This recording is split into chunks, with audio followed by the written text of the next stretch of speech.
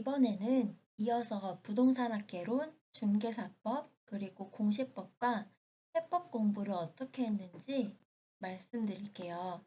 저는 부동산학개론을 전혀 공부하지 않았어요.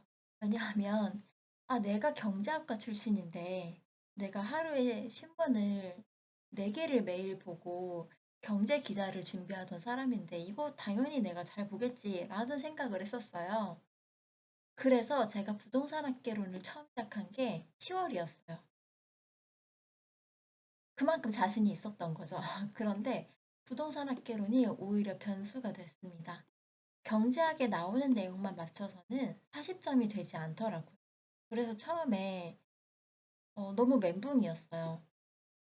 그래서 한동균 교수님의 총정리 특강이 있더라고요. 그러니까 부동산학개론은 뭐 기본 강의든 심화 강의든 뭐 그런 거 하나도 듣지 않고 그냥 총정리 특강만 들은 거예요. 거기서 핵심 내용이 있었고 핵심 내용만 외웠습니다.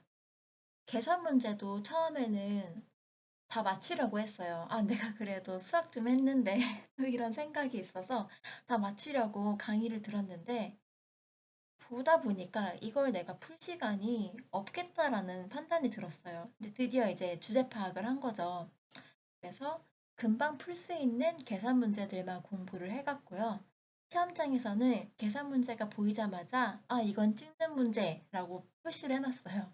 그렇게 찍는 문제들을 그러니까 몰라서 찍어야 될 문제들을 다 표시를 해놓은 다음에 나중에 시원하게 다 찍고 나왔습니다. 그리고 중개사법.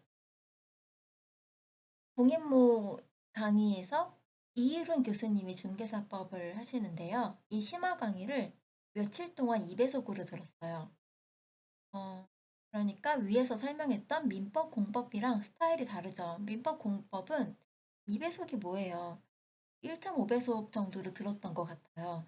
빨리 들으면 이해가 잘 안 가더라고요. 워낙 내용이 방대해서. 그런데 중개사법은 내용이 많다는 생각이 들지 않았어요. 그래서 원래는 핵심 강의를 바로 들으려고 했었어요. 그런데 그걸 들으니까 전혀 모르겠더라고요. 무슨 이 단어는 무슨 말이며 그러니까 낱말 자체도 이해가 안 됐어요. 그래서 핵심 강의부터 들을 게 아니구나 싶어서 심화 강의를 들어야겠고 그런데 심화 강의가 너무 많다 보니 며칠 동안 몰아서 2배속으로 들었던 거예요. 하루에 뭐 5시간이라고 하면은 5시간 동안 들으면 10시간짜리 강의를 듣는 거잖아요. 그렇게 심화 강의를 몰아서 들은 다음에 핵심 강의를 이어서 들었죠. 거기에 나오는 문제들만큼은 전부 다 맞춰야겠다라는 생각으로 반복을 했고 중개사법도 모의고사 특강을 들었습니다. 그리고 공시법과 세법. 이거는 마지막에 암기할 생각이었어요. 왜냐하면 다 이게 암기 과목이라고 하시더라고요. 그 말만 찰떡같이 믿고서 나중에 봤는데 암기할 게 너무 많은 거예요. 세법은 김성래 교수님의 총정리 문제 프린트물만 저는 암기했어요.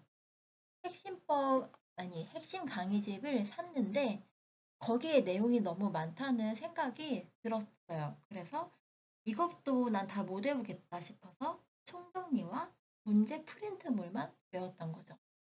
그리고 공시법은 안규채 교수님의 핵심 정리 강의를 들었고 마찬가지로 총정리와 문제 프린트물을 공부했습니다. 저는 공시법과 세법을 사실 더 일찍 시작했어야 해요. 너무 외울 게 많아서 정말 당황했습니다. 시험장에서 문제 받고 놀랐고요. 너무 모르는 게 많아서. 그래서 좀 익숙한 지문 위주로 찍었는데, 그래서 이게 저희 합격에 운으로 작용을 한 거죠. 다시 한번 정리하면, 총정리. 저는 합격을 했던 게 공부법을 잘 선택했기 때문인 것 같아요. 2달 동안 좀 몰아서 공부를 했고, 그것마저 이동 시간에만 공부를 해야 됐기 때문에 저한테 주어진 시간이 많지가 않았어요. 왜냐하면 제가 그 당시에도 이미 하루에 10시간 넘게 일하고 있었거든요. 그래서 이동 시간에 짬짬이 받고, 저는 핸드폰 뒤에다 포스트를 붙여서 외우면서 다녔거든요. 길 가다 갑자기 그냥, 맞다, 뭐였지? 라고 하면 핸드폰 뒷면 보면서 포스트잇 한번 확인하고 또 그냥 그거를 머릿속으로 뭐 총정리, 총정리, 총정리 이런 식으로 외우면서 갔어요. 그렇게 공부법을 잘 선택했기 때문에 붙은 것도 있고 운도 크게 작용을 했고요. 정리를 하자면 민법은 기출 문제가 반복된다고 확신합니다. 정확하게는 그 기출에 나오는 사례가 반복되는 것 같아요. 오답으로 나왔던 지문이 정답으로 나오기도 하고요. 정답이 다음 해에 오답으로 나오기도 합니다. 그래서 기출문제만 반복했던 것이 그 당시 저한테 최선의 선택이기도 했지만 이 방법이 효율성이 높은 것 같아요. 공법은 무조건 암기를 해야 됩니다. 이걸 미리 암기만 하면 공법은 어려운 과목이 아니라 효자 과목이 충분히 될 수 있다고 생각해요. 그리고 저는 모의고사 특강을 들었던 게 신의 한 수였다고 생각합니다. 왜냐하면 그전에는 너무 양이 많다, 외울 게 천지다라고 생각했는데 모의고사 특강은 그중에서도 핵심만 모아서 그 하나의 음, 모의고사 한 회를 완성한 거잖아요. 그래서 거기다가 필기를 해놓고 주구장창 외웠던 게 좋았어요. 그리고 중개사법도 만약에 제가 이때 떨어졌다면 다음번에는 일찍 시작했을 거예요. 다른 분들은 중개사법이 다 이제 고득점이라고 하시더라고요. 그런데 저는 중개사법을 70점을 받았습니다.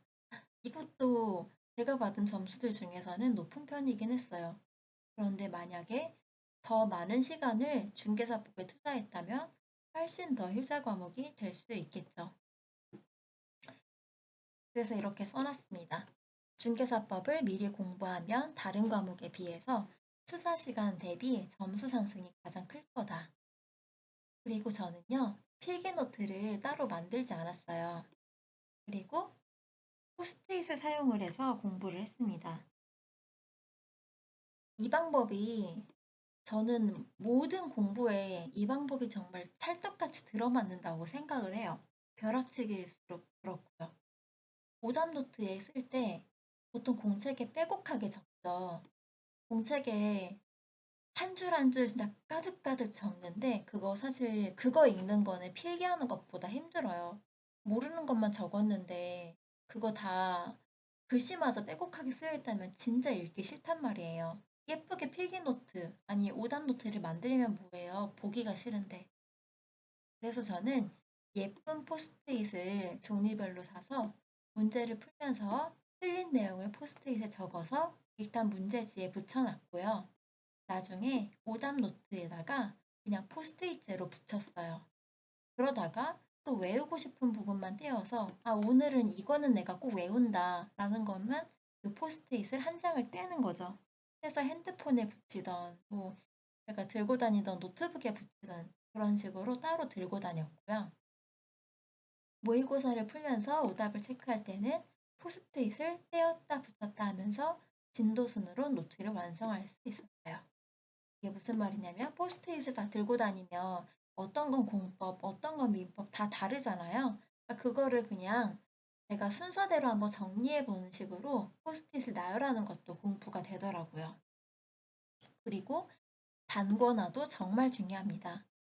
예쁘게 필기하고 자대고 밑줄 그어봤자 그거 전부 다 복습하는 거 힘들어요. 그래서 저는 연한색 볼펜부터 진한색 볼펜, 형광펜까지 순서를 정해서 아는 내용은 그냥 과감하게 X를 쳐버렸어요. 만약에 제가 노란 형광펜으로 밑줄을 그어놓은 게 있다면 그 중에 이제 다 알아요, 정말로. 그러면 X를 쳐서 더 이상 제 눈에 빨리 눈에 띄지 않게 하는 거예요. 네, 제가 공부 방법, 포스트잇을 사용한 방법은 다음 영상에서 조금 더 자세히 다뤄보도록 하겠습니다. 그럼 들어주셔서 감사합니다.